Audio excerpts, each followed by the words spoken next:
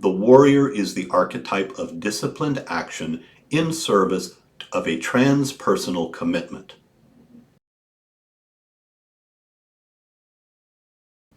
At the end of our last episode together, I made you a promise. I said we'd move from the foundation of courage into the first of the four masculine archetypes, the warrior. And I said we'd talk about what it means for you to embody disciplined action in service of something genuinely worth fighting for. Not aggression, not performance, the real thing. So that's where we are. 3 episodes ago, we established that courage is the gateway virtue, the precondition for prudence, self-control, and justice to become real rather than theoretical in your life.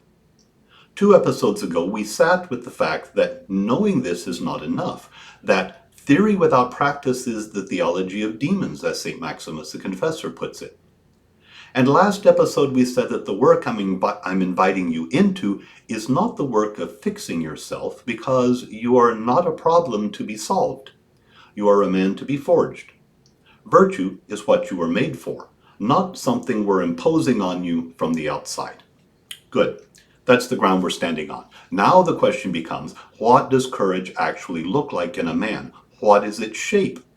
When a man has integrated courage into his character, when it has become not an occasional act but a regular disposition, what is that man like? Robert Moore gives us a name for him, the warrior.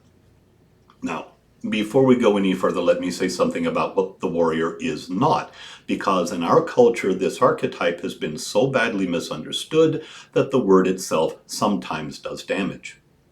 The warrior is not a brawler. He's not the roughneck who is quick with his fists, quick with his anger, quick to take offense. That man is not a warrior. That man is a frightened boy who has learned that aggression keeps people at a distance. The warrior is not a soldier fantasy. He is not the man who watches military films and dreams of a battlefield he has never been on, who collects tactical gear he will never use, who tells himself stories about how he would have handled the situation. The warrior is not Walter Mitty in camo. The warrior is not a gym bro performance. He is not the man whose entire identity is wrapped up in the size of his arms and the ab shot he posts on TikTok. The body is part of the warrior's discipline. I'll come to that. But the body is not the warrior. A man can be physically imposing and have no warrior in him, and a man can be physically modest and be a warrior to his very bones. And the warrior is not the angry online man. He's not the keyboard warrior, not the rage poster, not the man who has discovered that contempt is easier than thinking. That man is not fighting, he's performing, and there's a difference. So what is the warrior? Robert Moore, in his account of mature masculine psychology, which I'm drawing on throughout this series, gives us a precise answer. The warrior is the archetype of disciplined action in service of a transpersonal commitment. 3 things in that sentence. Disciplined. His energy is governed, not loose. And action. He is in motion. He's doing something. He's not merely thinking. And in service of a transpersonal commitment. That is, in service to something bigger than himself. A cause, a people, a standard. His God. That third element is what distinguishes a real warrior from every cheap imitation. The brawler fights for his own ego. The soldier fantasist fights in his imagination for the imaginary version of himself. The gym bro builds for the mirror. The online combatant rages on his own behalf. None of them is in service of anything bigger than himself. That's the problem in a nutshell. The mature warrior fights for something he loves. That's the simple version. Everything else follows from that. 3 marks distinguish the mature warrior. I'll name them and then I'll develop each one. First, clarity about what is worth fighting for. Second, discipline as to the form your energy takes.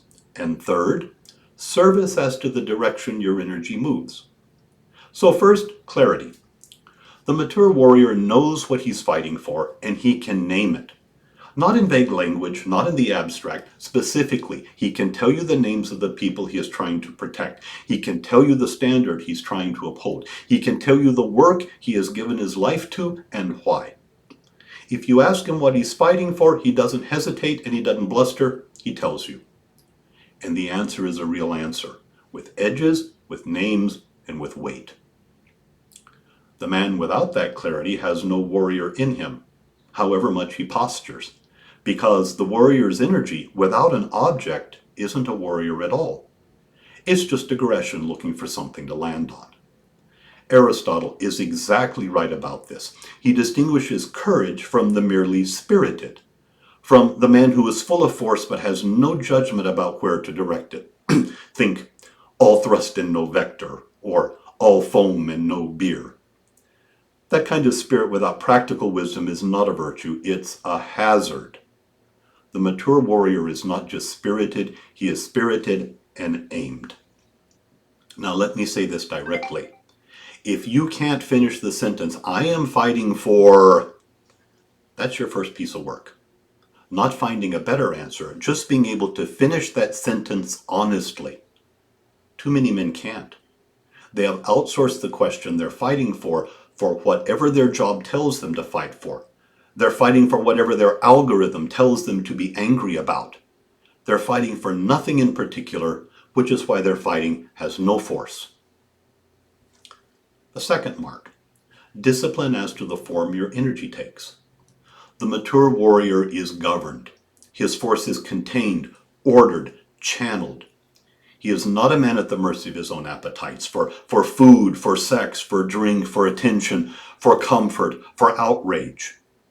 He has put a bridle on himself, not because his energy is bad, but because his energy is powerful and needs to be aimed. An untrained horse and a trained horse have the same energy. One of them is dangerous, the other one wins races. And this is where the bodywork matters. Not because being lean is a virtue, it isn't, but because a man who cannot govern his own appetite for sugar at 10 p.m. is unlikely to govern much else. The body is the field on which the most ordinary battles of self-rule are won and lost every single day. And a man who has not won there is fooling himself when he claims to have won anywhere else. I don't say this to shame anyone, I say it because it's simply true, and I spent 53 years pretending it wasn't. Discipline is what courage looks like when it has become habitual. Aristotle's account again. Virtue is the stable disposition formed by repeated right action. You don't become a warrior by deciding to be one. You become a warrior by doing warrior things over and over until those things have become the form of your life. Your mourning, your training, your prayer, your work, your handling of the difficult conversation you'd rather avoid. None of those are dramatic. All of them are warriorship when they're done consistently and in service of something bigger than yourself. Third mark. Service as to the direction your energy moves. This is the mark that the cheap counterfeits can never imitate, because every sham warrior is curved in on himself. His clarity is about himself. His discipline is for himself. His action is focused on himself. He's performing strength for an audience, and the audience he most wants to impress is the one in the mirror. The mature warrior moves outward. His strength is for his wife, for his children, for his men, for his parish, his community, his patient, his clients, his soldiers, his students, for the work he has been given, for the standard he has accepted as binding on himself. His force is genuinely available to people who need it, and he is willing to spend it freely and gladly on their behalf. He is, in the precise sense, useful, not in the cheap modern sense where useful means functional. In the older sense, where useful means good for something, good for someone, good for the people whose lives he has been given to protect, to bless, and to serve. And here's the thing. Service is what makes the other two marks coherent. Without service, clarity can become obsession. Without service, discipline can be cruelty toward yourself. The mature warrior's outward direction is not a sentimental add-on. It's the structure that holds the whole archetype together. Take it away and the whole thing collapses into something ugly. Now we come to the harder part of this episode. Robert Moore, following Jung, taught that each mature archetype has what he called two bipolar shadow forms. Two of them, not one. And this is one of the most important things Moore got right, that almost nobody else in this conversation gets right at all. Most men, when they hear the word shadow, think of one thing. They think of excess. The shadow of the warrior is the brute. The shadow of strength is too much strength. That's only half right, and the missing half is the more common failure. Moore's insight, and I think it's a genuinely important insight, is that the archetype can fail in two opposite directions. There is a shadow of excess, yes, but there is also a shadow of deficiency. The active shadow and the passive shadow. The bully and the coward. Both are failures of the same archetype. Both are what happens when the archetype goes wrong, and in any given man on any given day, you can often find both. He oscillates. This is the structural truth I want you to carry away from this episode, even if you forget everything else. Every archetype has two failure modes, not one. The cheap counterfeits travel in pairs. Moore's names for the warrior's two shadow forms are the sadist and the masochist. I'm going to use his terms because they're precise, and I'm going to give you my own gloss on what each one looks like in real men. The sadist is the active shadow. He's the man whose strength has come unmoored from service and become an end in itself. He uses his force against the people he's supposed to be protecting. He bullies his employees. He humiliates his wife. He shames his sons in front of other men.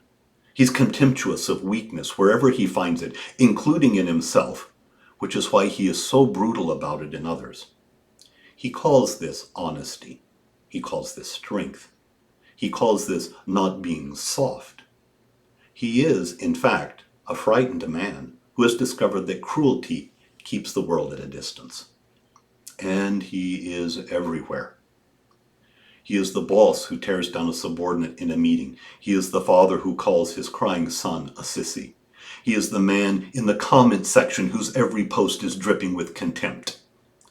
He is the trainer who confuses harshness with rigor. He is the priest, God help us, who confuses strictness with the love of God. The sadist is the easy shadow to spot from the outside because his violence is visible. From the inside, he experiences himself as the man who has the guts to tell the hard truths. That's one pole. Here's the other. The masochist is the passive shadow. He's the man whose warrior energy has been turned inward against himself, or, just as often, who has surrendered his warrior energy entirely and presents this surrender as a virtue. He's the doormat husband. He's the manager who cannot tell anyone bad news. He's the father who avoids the necessary conversation because it might be uncomfortable. He is the man who suffers, often theatrically, but never acts. He confuses long-suffering with strength. He confuses passivity with peace. He confuses cowardice with kindness. And he is also everywhere. He's the husband whose wife is suffering, and he knows she's suffering, and he does nothing, because doing something might be risky. He's the manager whose team is dysfunctional, and he knows it's dysfunctional, and he does nothing because the conversation would be hard. He's the man who watches his own life decay around him and tells himself a story about acceptance when he's actually practicing abdication. He goes by many names: the simp, the wimp, the fanboy. Robert Bly called him the soft male. Robert Glover calls him the nice guy. Yes, the sadist hurts people, but the masochist allows people to be hurt. And both are failures of the warrior. And here's the thing most men miss. These two shadow forms aren't different kinds of men. They're very often two faces of the same man. The man who is the sadist at the office is very frequently the masochist at home. The father who terrorizes his son is very often the man who can't say a difficult word to his own father. The husband who is brutal with his wife is very often a coward with his own boss. The poles are connected. The man who has not properly integrated the warrior archetype often swings between them, expressing whichever one is safer to express in the given situation. This is what Moore means when he talks about the bipolar shadow forms. Not that you're either or, that you're both, depending on the room you're in at the time. And here's where Aristotle is helpful, because Aristotle saw the same structure 2,300 years earlier.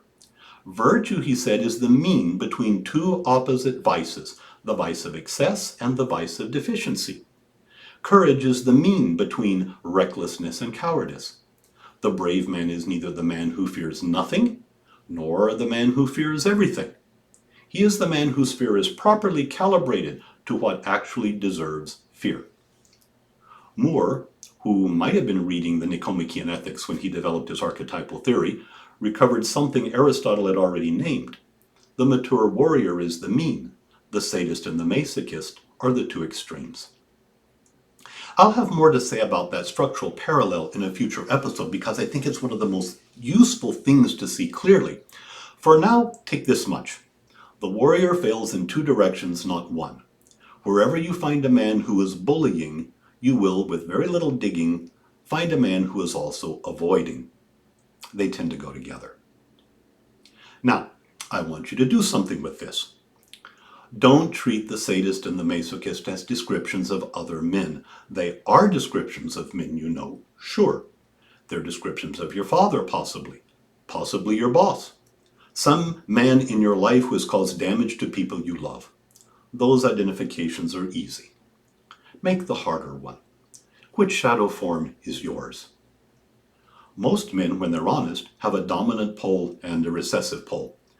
There's the one they live in most of the time, the one that goes with their temperament and their history and their training, and then there's the other one, the one that comes out under stress, or in a particular kind of situation, or with a particular kind of person. If you're a high-achieving man, and many of the men listening to this are, your dominant shadow is probably the sadist, the driving, demanding, contemptuous of weakness version of you. The version that has produced the results you have, the version everyone else has to learn to manage. And your recessive shadow, the one that comes out at home or with your own father or when you're tired, is probably the masochist, the man who suddenly can't speak, who suddenly can't act, the man who goes silent and absent. If you're a more conflict-averse man, like I am, pastoral by temperament, conciliatory by nature, the man whose first move in any tense situation is to smooth it over, your dominant shadow is probably the masochist, the avoider, the peacekeeper who is in fact keeping nothing but his own discomfort at bay. And your recessive shadow, the one that comes out when you finally snap, when the pressure has been too much for too long, is probably the sadist. The sudden, ugly outburst from the gentle man that everyone around him finds shocking, precisely because it doesn't fit who he usually is. Both poles are in you. The question is just which one is in the driver's seat most days and which one is in the back seat waiting. So what do you do with this? Two things this week. They're small, they're meant to be. First, name your dominant shadow, sadist or masochist. Don't hedge, don't qualify. Pick the one that fits how you most often go wrong and call it by its name. Not because the label is the work, it's not, but because you can't work on what you will not name. Second, identify one place in your life right now where that shadow is operating and decide what the mature warrior would do instead. One place, one decision. If you're a sadist at the office, identify one person on your team you have been needlessly hard on and decide what disciplined service to that person would actually look like this week. If you're a masochist at home, identify one conversation you have been avoiding with your wife, your son, or your father, and decide what disciplined courage in that conversation would actually look like this week. Don't try to fix yourself. Take one move, make it well. That's how the warrior is forged. Not by drama, but by the next right action, taken in the next ordinary room you walk into. Before the next episode, the sentence to finish.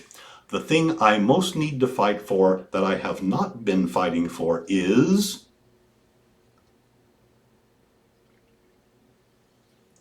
The thing I most need to fight for that I have not been fighting for is... Don't give me the noble answer, give me the true one.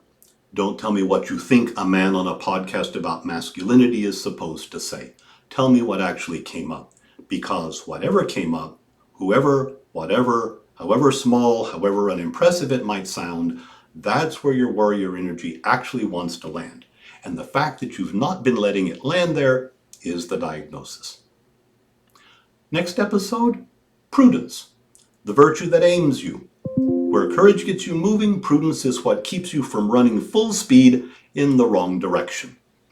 We'll talk about phronesis, the practical wisdom that classical writers called the eye of the soul, and about why prudence is neither caution nor cleverness, and about why the courageous man without prudence is the man whose courage just gets him to the wrong place faster. Subscribe so you don't miss it. Like this episode if you would. Pass it on to another man who might benefit from it, and leave a comment below. I'll see you next week. The forge is open.